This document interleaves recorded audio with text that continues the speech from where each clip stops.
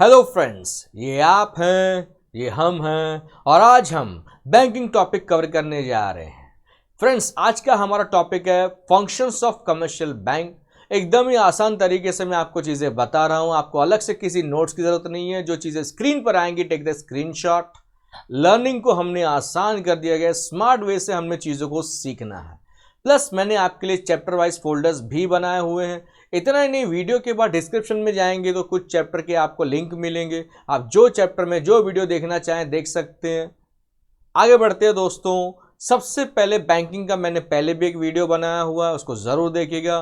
उसमें हमने types of bank etcetera हमने डिस्कस किया हुआ है, उसका लिंक आपको डिस्क्रिप्शन में मिल जाएगा। तो सबसे पहले हम आज देखने जा रहे हैं फंक्शंस ऑफ कमर्शियल बैंक। ये आपके सामने रहा स्क्रीन पे। कमर्शियल बैंक को दो भागों में डिवाइड किया गया है। उसके जो फंक्शंस हैं, primary and secondary functions. Primary functions यानी मेन फंक्शंस, यानी बैंकिंग फंक्शंस, यानी पैसे का लेन देन, लेना भी है देना भी है, प्राइमरी। सेकेंडरी यानी नॉन बैंकिंग यानी अदर फंक्शंस की हम बात कर रहे हैं। तो पहले तो दो भागों में डिवाइड किया गया, प्राइमरी एंड सेकेंडरी। प्राइमरी यानी बैंकिंग यानी मेन फंक्शन, सेकेंड नंबर पे आया तो सेकेंडरी यानी नॉन बैंकिंग फंक्शंस। एक एक करके हम देखते हैं। तो प्राइमरी फंक्शंस की अगर हम बात करें तो सबसे पहले तो उसको दो भागों में डिवाइड किया गया। प्राइमरी फंक्शंस को कौन से दो भागों में, take the screenshot. Accepting deposits, bank एक हाथ से पैसा लेती है, दूसरे हाथ से लैंडिंग ऑफ फंड्स यानी लोन देती है। बराबर है, एक हाथ से पैसा लेती है, दूसरे हाथ से पैसा देती है। तो सवाल यह है, बैंक पैसा कैसे लेती है। स्क्रीन पे देखिए, बैंक हमसे डिपॉजिट्स अकाउंट, कई सारे डिपॉजिट्स हमसे पैसा लिए जाते हैं। अलग अलग प्रकार के डिपॉजिट्स होते हैं, अलग अलग टाइप के अकाउंट्स होते हैं। जैसे स्क्रीन पे आपको दिख रहा है, डिमांड डिपॉजिट में दो अकाउंट्स आते हैं। ये एक्स्ट्रा नॉलेज के लिए चीजें बता रहा हूं। Saving account, current account is a demand deposit. Saving account, current account को डिमांड डिपॉजिट क्यों बोलते हैं फ्रेंड्स? आप जब चाहो अपने अकाउंट से पैसा विड्रॉ कर सकते हो। तो जब आप डिमांड करोगे, बैंक आपको पैसा देगी, बशर्ते आपके अकाउंट में पैसा होना चाहिए। तो ये दोनों डिमांड डिपॉजिट में आते हैं। फिक्स्ड डिपॉजिट अकाउंट की बात करें या रिकरिंग डिपॉजिट अकाउंट की बात करें तो ये टाइम डिपॉजिट में आते हैं, क्योंकि आपने एक फिक्स्ड टर्म के लिए पैसा रखा है, पीरियड के लिए पैसा रखता है। तो जब तक पीरियड खत्म नहीं होता, एक्सपायर नहीं होता, तब तक आपको पैसा नहीं मिलेगा। तो टाइम डिपॉजिट में दो अकाउंट्स आते हैं, fixed deposits and recurring deposit. आप फिक्स टर्म के लिए पैसा रख रहे हैं और जब तक पीरियड एक्सपायर नहीं होगा आपको पैसा नहीं मिलेगा। सेकेंडरी फंक्शंस को अगर आप देखेंगे, उसमें दो प्रकार के फंक्शंस हैं। एजेंसी, बैंक एजेंट का रोल प्ले करती है। एजेंट यानी मिडिल मैन, बैंक आपके बिहाफ पे काम करेगी। दूसरा होता है यूटिलिटी फंक्शंस, यानी बैंक आपको कई सारी सुविधाएं, सेवाएं प्रदान करेंगी ताकि आपका जीवन जीना आसान हो जाए, आपको सहूलियत मिल सके। तो एक एक करके हम देखेंगे। तो सबसे पहले आपको मैंने याद करने के लिए कहा कि फंक्शंस को दो भागों में डिवाइड किया गया, प्राइमरी एंड सेकेंडरी। प्राइमरी में दो भागों में डिवाइड किया, accepting deposits and lending of funds. Secondary में दो भागों में डिवाइड किया, agency functions and utility functions. इस प्रकार से आप अपने नोट्स बना सकते हो, खुद भी लिख सकते हो।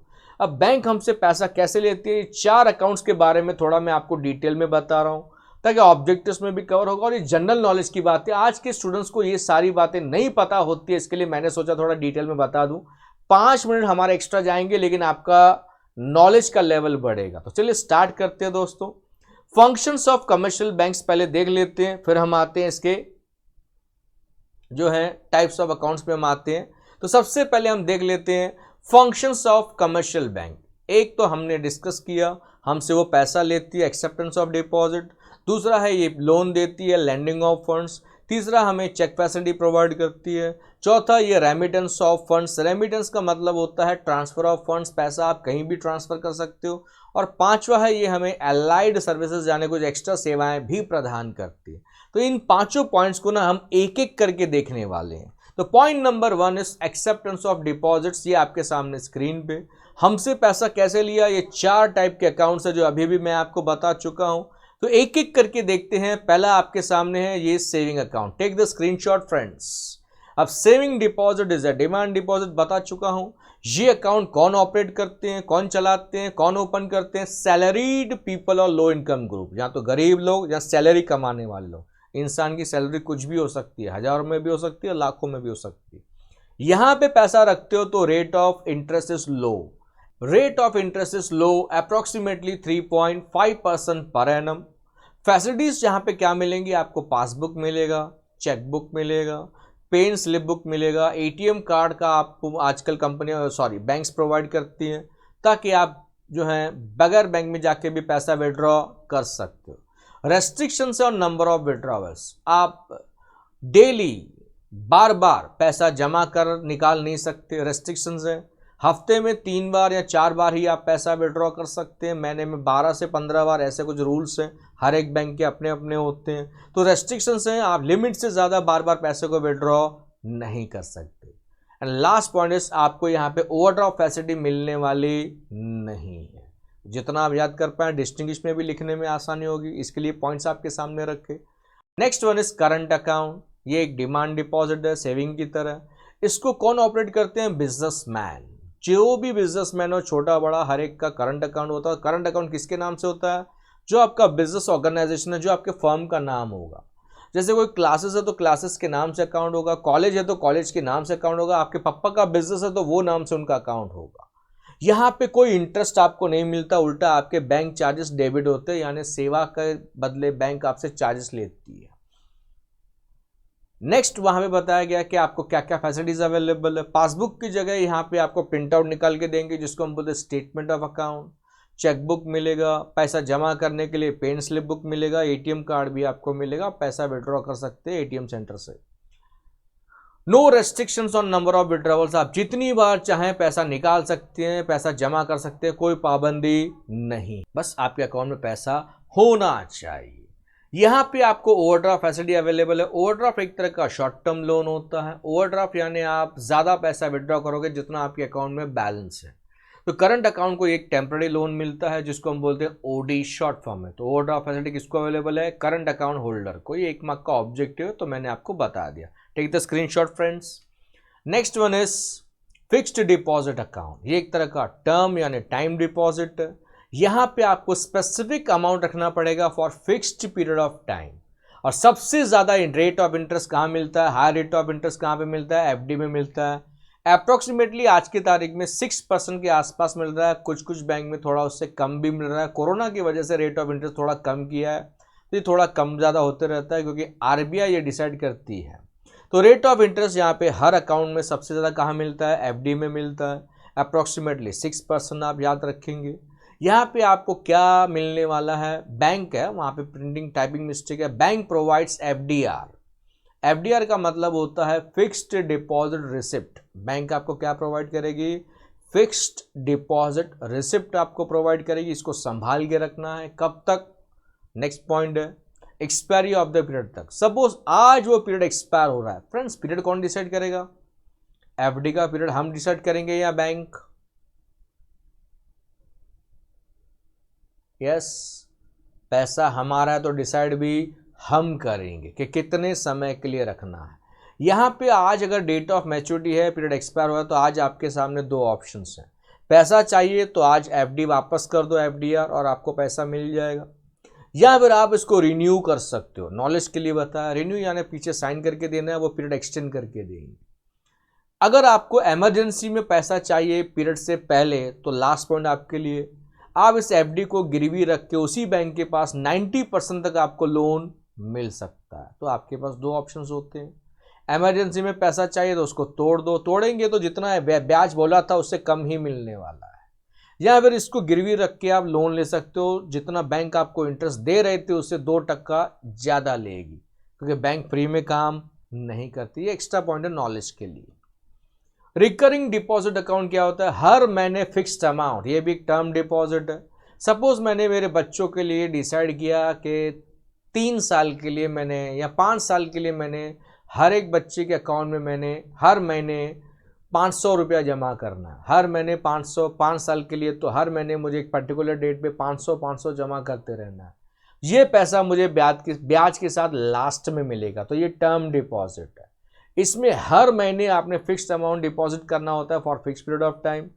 रेट ऑफ इंटरेस्ट हाई है as compare to saving account, but low है एज कम्पेयर टू एफडी। सबसे ज़्यादा एफडी में इंटरेस्ट मिलता है, तो यहाँ पे रेट ऑफ इंटरेस्ट कम रहेगा as compare to FD. Facilities यहाँ पे आपको क्या मिलेंगी, passbook and pen slip book मिलेगा, इतना ही नहीं, पैसा आपको लास्ट में मिलेगा जब आपका पीरियड एक्सपायर होगा। पहले विड्रॉ करने जाएंगे तो आपको पैसा तो मिलेगा लेकिन फिर ब्याज कम मिलेगा, पेनल्टी लगेगी। ये एक्स्ट्रा नॉलेज की पॉइंट थी, मैंने सोचा बता दूं, 11th वालों को ये चीज़ें पता होनी चाहिए। ये बेस्ट अकाउंट है, घर में अगर छोटू मोटू रहेंगे, बच्चे रहेंगे, भाभी के एक्सेट्रा के, तो उनके लिए अगर थोड़ा थोड़ा पैसा भी हर महीने सेव होता है तो आगे चल के उनके एजुकेशन के लिए, मैरिज के लिए ये अकाउंट बहुत यूज़फुल है, तो आप उनको गाइड कर सकते हैं। चलिए आगे बढ़ते हैं। फंक्शंस में सेकंड पॉइंट आता है लैंडिंग ऑफ फंड्स। एक हाथ से पैसा ले लिया, अब बैंक ये पैसा देगी लोन एंड एडवांसेस करके। लोन और एडवांस में क्या फ़र्क होता है ये आप में से कोई बता सकता है? इंटरव्यू में सवाल पूछा जाता है। लोन जो है ना टर्म के लिए होता है, टर्म यानी पीरियड के लिए होता है, short term, medium term, long term loan सुना रहेगा आप। Advances is very short term loan, period is less than 1 year और अप टू 1 ईयर। 1 साल के अंदर का पीरियड है तो उसको हम एडवांस बोलते हैं इंस्टेड ऑफ लोन। उसमें कुछ एग्जांपल्स आपके सामने स्क्रीन पर है, overdraft facility, cash credit facility, या फिर बिल ऑफ एक्सचेंज जो आपने ड्रॉ किया है। बिल ऑफ एक्सचेंज 12th में बुक कीपिंग एंड अकाउंटेंसी में आप सीखने वाले हो। ट्रेड बिल होता है, बिल्स ऑफ एक्सचेंज, उसको आप बैंक में जाके डिस्काउंट कर सकते हो। तो यहाँ पे आपको एक तरह का एडवांस मिल रहा है, तो ये उसके अलग अलग नाम है। मैं डिटेल में ज़्यादा नहीं बता रहा हूँ क्योंकि जब आप टॉपिक सीखोगे तब ज़्यादा मज़ा आएगा। सारे राज में नहीं ओपन करना चाहता, सिर्फ नाम याद रखने हैं। तो बैंक आपको दूसरे हाथ से लोन दे रही है। बैंक किसको लोन देती है? जो ज़रूरतमंद लोग हैं, for examples businessman, consumers etcetera. अब कंज्यूमर्स को किसी को घर लेना होता है, किसी को दुकान लेनी होती है, बिजनेस के लिए लोन चाहिए होता है, तो अलग अलग पर्पज़ के लिए बैंक हमें लोन प्रोवाइड करती है। तो lending of funds. Third one is cheque facility. कई प्रकार के चेक हम बनाते हैं। Bearer cheque and cross cheque सुना रहेगा। ऑन द स्पॉट अगर आपको अकाउंट से पैसा निकालना हो, आप अपने ही अकाउंट से खुद पैसा निकालना चाहते हो तो चेक पे क्या लिखेंगे? सेल्फ।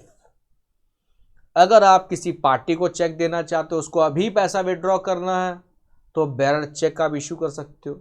बैरर चेक क्या होता है? चेक आपने देखा रहेगा, वहाँ पे जो बैरर वर्ड है उसको कट नहीं करना है। आपने चेक दे दिया, सामने वाला उसी बैंक ब्रांच में जाएगा, जो एड्रेस लिखा हुआ है उसको उसी समय पैसा मिल जाएगा। That is bearer cheque. और ये रिस्की होता है, आपके हाथ से गिर गया, किसी और को मिला तो ये उसका है। जैसे करेंसी नोट होते, जिसके हाथ में आता है वो उसका मालिक बन जाता है। इसके लिए बैरर चेक इशू नहीं करने का, वो सेफ मोड ऑफ पेमेंट नहीं है। तो दूसरा कौन सा है? Crossed cheque. 2 पैरेलल लाइन्स हम लेफ्ट हैंड साइड में ड्रॉ करते हैं, अकाउंट पे वर्ड लिखते हैं। इसमें क्या होता है? पैसा एक अकाउंट से दूसरे अकाउंट में जाता है। मैंने आपको चेक दिया, सपोज हाँ एग्जाम्पल है, मैं कोई चेक नहीं दे रहा हूँ, तो मैंने आपको चेक इशू किया, तो आपने वो चेक अपने बैंक में जाके डिपॉजिट किया। कुछ दिन लगेंगे, मेरे अकाउंट से पैसा माइनस होगा और आपके अकाउंट में पैसा प्लस होगा। तो चेक फैसिलिटी का भी बिजनेस में बड़े पैमाने पे यूज किया जाता है। आज भी कोई भी चेक बुक का इस्तेमाल कर सकता है, चाहे वो सेविंग अकाउंट होल्डर हो या करंट अकाउंट होल्डर हो। अलग अलग पर्पस के लिए चेक इशू हो सकते हैं। आगे बढ़ते हैं। रेमिटेंस ऑफ फंड्स का मतलब होता है ट्रांसफर ऑफ फंड्स। आप अपना पैसा कहीं भी किसी के भी अकाउंट में ट्रांसफ़र करना चाहते हो तो आपके पास क्या क्या ऑप्शंस हैं? एक है, आप बैंक से ड्राफ्ट बनाएंगे, डीडी जिसे आप कहते हैं, या फिर पे ऑर्डर बनाएंगे, या फिर मेल ट्रांसफ़र के ज़रिए भी पैसा ट्रांसफ़र होता है, या बैंक को आप बोलेंगे यहाँ पैसा ट्रांसफ़र करो तो वो लोग वहाँ पे कर देंगे। बस उनके कुछ कमीशन चार्जेस होंगे जो आपने पे करते रहने। तो रेमिटेंस का मतलब होता है transfer of funds from one place to another, from one branch to another, from one account to another. Number 5 is allied services. वो क्या होता है? Bill payment. आपको कोई भी पेमेंट करना है ना, तो आप बैंक को बोलो, आपके बिहाफ पे बैंक एजेंट का रोल प्ले करेगी। थोड़ी देर पहले मैंने बताया था एजेंसी फंक्शंस। तो बैंक आपके बिहाफ पे पैसा देगी भी और पैसा लेगी भी। लाइट का बिल, फोन का बिल आप बोल दो, आपके अकाउंट से पैसा माइनस होते जाएगा, बैंक समय समय पे पेमेंट करती रहेगी। इंश्योरेंस प्रीमियम है, चाहे वो दुकान का हो या पर्सनल लाइफ इंश्योरेंस प्रीमियम हो, फैमिली मेंबर्स का हो, आप प्रीमियम के लिए भी आप बैंक को बोल दो, ऑटोमेटिकली आपके अकाउंट से पैसा माइनस होते जाएगा। डिविडेंड कलेक्शन, आपके बिहाफ पे बैंक डिविडेंड कलेक्ट करती है। या bill of exchange, bill send to bank for collection, शायद आप सीखोगे आगे चल के तो आपको ये समझेगा। वैसे आपके बिहाफ पे बैंक पेमेंट करती भी है और जहाँ से बोलोगे वहाँ से पैसा कलेक्ट भी करती है। फॉर एग्जाम्पल, आपको कहीं से चेक मिला, आपने चेक अपने अकाउंट में डिपॉजिट किया, तो जो चेक आपने डिपॉजिट किया है बैंक वहाँ से पैसा कलेक्ट करके आपके अकाउंट में लाएगी। पॉइंट नंबर 2, लॉकर फैसिलिटी, जिसको हम सेफ डिपॉजिट वॉल्ट भी बोलते हैं, जहाँ पे आप कीमती चीज़ें रख सकते हो, आपके बिजनेस स्टडीज़ के नोट्स रख सकते हो, गहने, पेपर्स, डॉक्यूमेंट्स रख सकते हो। इसका लॉकर फैसिलिटी का जो है ना रेंट देना पड़ता है। सबसे पहले आपका सेविंग अकाउंट होना चाहिए। रेंट एडवांस में आजकल बैंक वाले लेते हैं। यस, 300 से 800 रुपये के बीच जो है रेंट होता है। हर बैंक का रेंट अपना अपना होता है। वो आप इंक्वायरी करेंगे तो लॉकर के साइज़ के हिसाब से रेंट होता है, पर मंथ के हिसाब से वो रेंट चार्ज करते हैं, लेकिन वो 6 महीने का इकट्ठा रेंट आपसे लेते रहते हैं। Next point is under writing services. Under writing क्या होता है फ्रेंड्स? जब नई जॉइंट स्टॉक कंपनी फॉर्म होती है तो कंपनी कॉन्ट्रैक्ट करती है बैंक के साथ, तो बैंक अंडर राइटर का रोल प्ले करती है। अंडर राइटर में क्या होता है?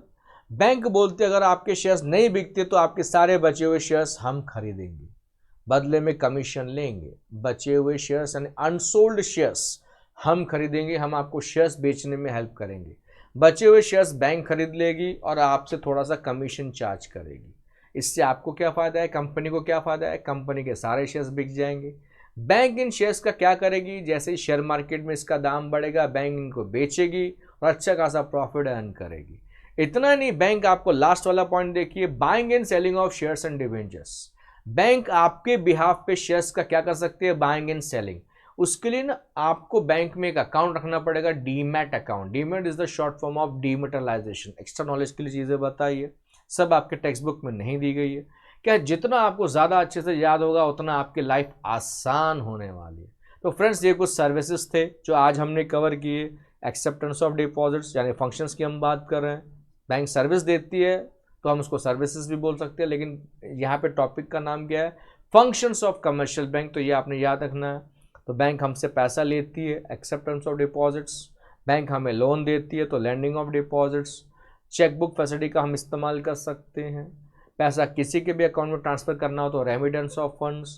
प्लस बैंक हमें एक्स्ट्रा सर्विसेज सुविधाएं प्रदान करते हैं, जिसको हम बोलते हैं एलाइड सर्विसेज यानी रिलेटेड सर्विसेज, जो बैंक से कनेक्टेड हैं।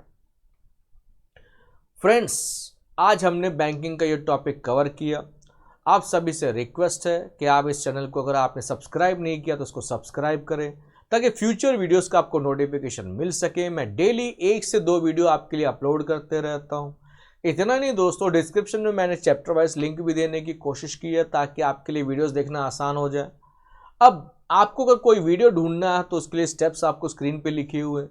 जैसे ही आप मेरे चैनल पे स्टडी टिप्स पे क्लिक करोगे तो होम पेज ओपन होगा।